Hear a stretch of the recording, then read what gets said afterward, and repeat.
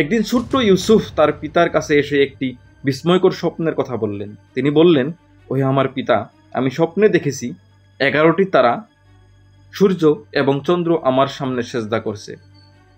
স্বপ্নটি ছিল ভবিষ্যতের একটি আভাস, কিন্তু তার পিতা জানতেন এই স্বপ্ন প্রকাশ করা বিপজ্জনক হতে পারে।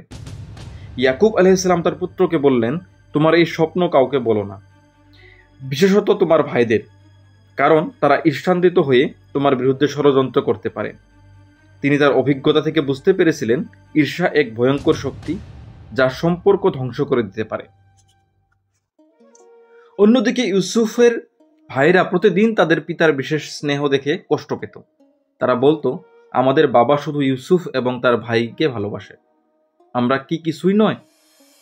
এই কথাগুলো তাদের ঈর্ষার আগুনকে আরো প্রবল করে তোলে। তারা ধীরে ধীরে একটি পরিকল্পনা আঁটতে থাকে। তারা এমন কিছু করার সিদ্ধান্ত নেয় যা একটি নিষ্পাপ শিশুকে তার ঘর, তার পিতা এবং তার সুখের জীবন থেকে চিরতরে বিচ্ছিন্ন করবে। কিন্তু আল্লাহ সুবহানাহু ওয়া তাআলা তাদের পরিকল্পনার উপরে একটি পরিকল্পনা তৈরি করেছিলেন। ইউসুফ আলাইহিস সালামের ভাইয়ের ঈর্ষার আগুনে পুড়ছিল। তারা জানতো, যতদিন ইউসুফ জীবিত থাকবে তাদের বাবার ভালোবাসা তাদের কাছে আসবে না। তাই তারা একটি ভয়ঙ্কর পরিকল্পনা আঁটল।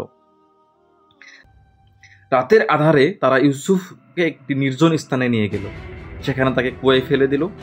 কুয়ায় পড়ে গিয়ে একটি নিষ্পাপ শিশু তার ভাইদের দিকে তাকিয়ে সাহায্য চাচ্ছিল, কিন্তু তারা ছিল অদম্য।